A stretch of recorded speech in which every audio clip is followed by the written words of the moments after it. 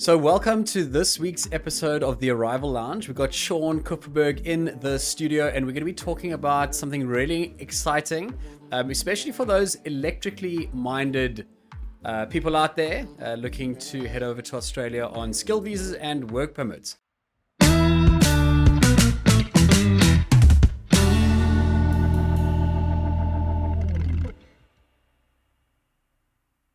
Sean, how's it going? Good to be back. Good to be back in the war room yet again. Yet again. Yeah, I forgot my stray jacket today, so yeah, Do you like I can move around. I love it actually. It's it's got a good environment, and I hope the viewers enjoy it. Yeah, I mean that's most important, I guess. We can thank Asher for cleaning it up. Yeah, absolutely. Thanks. So, Asher. Sean, you've been in touch with a lot of companies over the past few months. Yeah. A really exciting project's come up.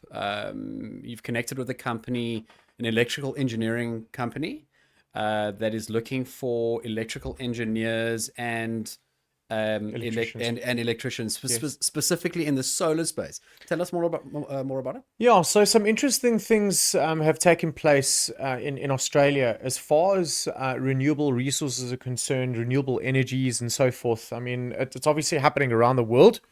It's becoming more and more, and has been a huge focal point for government and private businesses. But in Australia, with the amount of money that's being invested, both internally as well as externally, the company that I'm working with at the moment is based out in Perth. So their head offices are based in Perth, but they've got vacancies throughout Australia. Now we've actually got 30 electrical or electrician vacancies, guys that have solar experience. So we're looking anywhere between 3 and 5 years, experience in solar.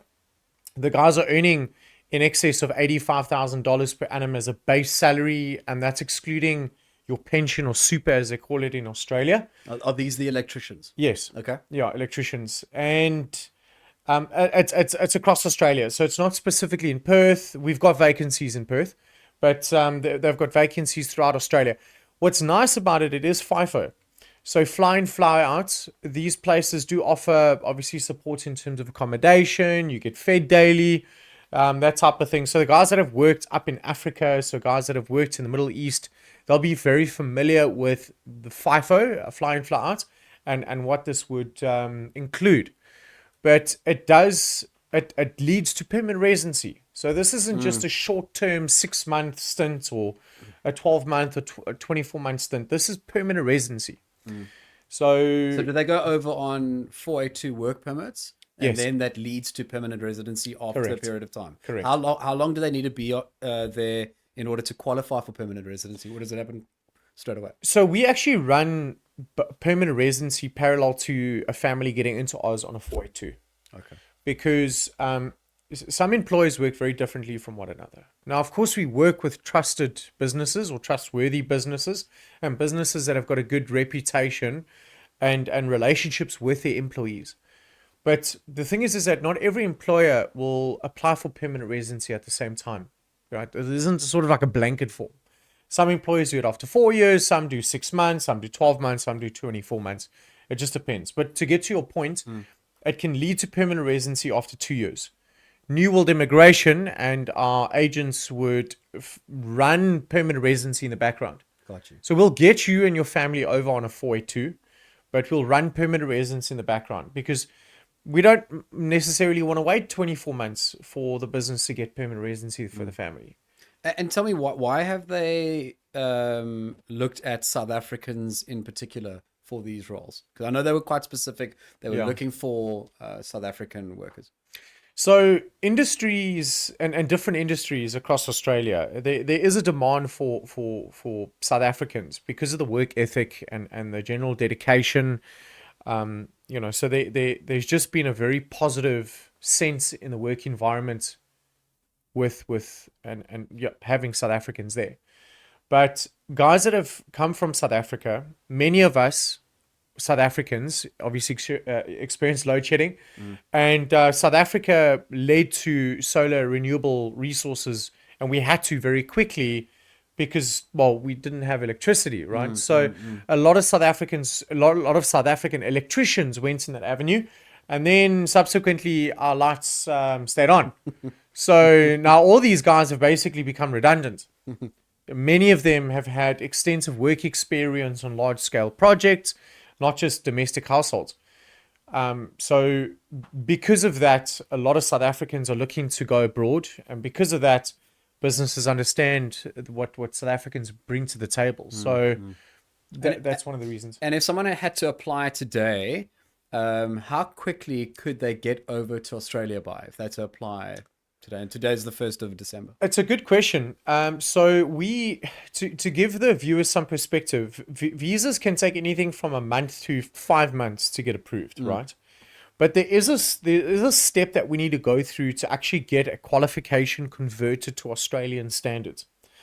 So to understand health and safety requirements and to ensure that when you're applying for jobs in Australia, you can prove that you meet Australian electrical requirements. So there's a conversion that we need to do, which takes about 4 months, right? We'll probably get these done faster than most agencies because we've got a direct relationship with a body that actually does these assessments, which is pretty cool.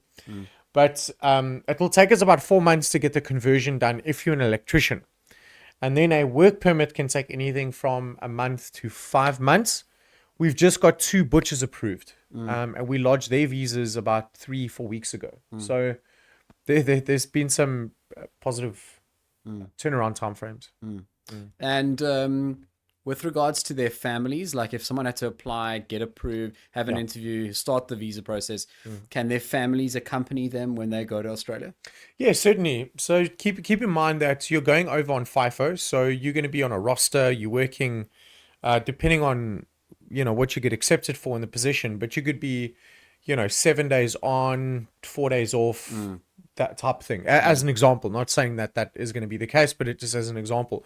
So you'd be added as dependents to the electrician's visa. So electricians, if you're going over with family, would like to bring your family across, your spouses or partners would be added, your children will be added, they can work, your children can go to school.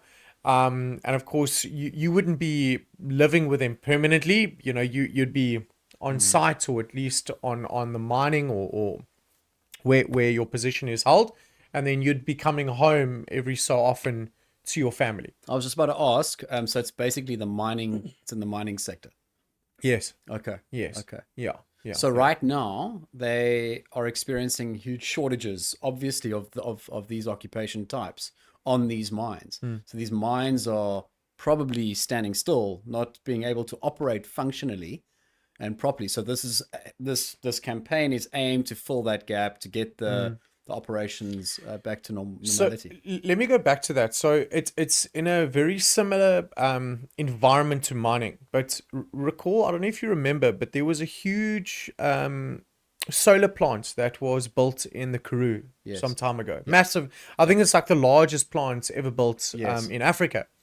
Now that isn't in a mining on a mine, but it is very much similar to mining. You're working remotely, right? In some cases, you could be in the middle of nowhere for 3-4 days, developing and building these solar panels and so forth. But yeah, it's not on a mine per se. It's in a similar environment, if that makes sense. So you'd be going there for a couple of days, coming home for a couple of days. Those that have worked in FIFO would understand more or less what this would entail. You of course, if you meet the criteria and you'd like to apply for vacancies as an electrician, reach out to us and we'd be able to explain more about the roster and what this involves. Yeah, if this interests you, Sean's email address will be in the description below. Yeah. Sean, what about the length of the contract? So do you have any idea how long they're going to be working for this company for? Is it permanent or is it contractual?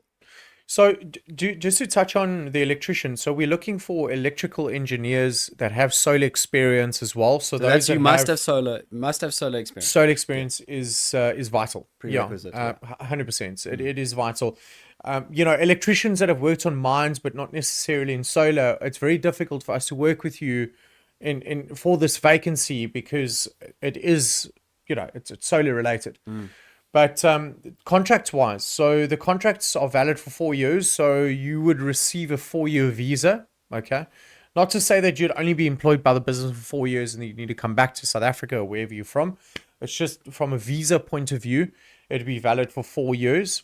But we'd be applying for permanent residency within the 2 years approximately whilst you're there. So you'd transition from a work permit onto permanent residency. Yeah.